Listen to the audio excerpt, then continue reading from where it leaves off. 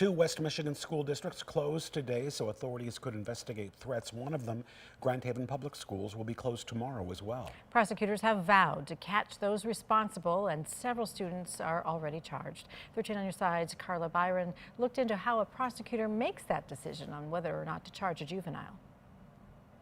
Val, many different factors go into whether or not charges will be brought, but one thing's for sure, each case will be thoroughly investigated.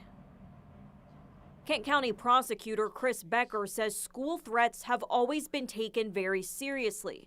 They may not charge every case, but they are investigated. I think we had 38 cases sent down here last year related to whether it be a terroristic threat or threats on a school, and I think we issued 21 of them. Becker says he reviews a threat against a school a few times a month, although he isn't reviewing any currently.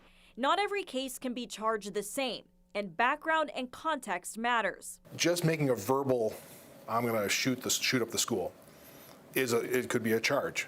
Now, is that said on the bus between two friends and they're joking around, I got a test tomorrow, so I'm going to shoot up the school.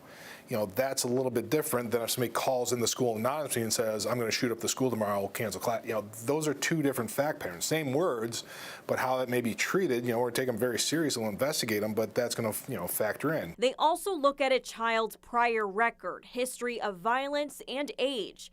They do what they can within the bounds of the juvenile system. The juvenile system is set up for rehabilitation. If you can change behavior and modify behavior as a juvenile and get them to correct that behavior, yeah, hopefully we don't see them in the adult system. Consequences generally range from probation, juvenile detention, or mental health programming.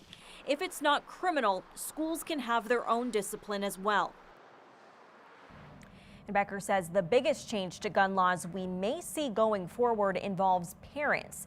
There's Senate Bill 550 right now that was introduced back in June that would hold parents accountable when it comes to safe gun storage. We'll see where that bill goes.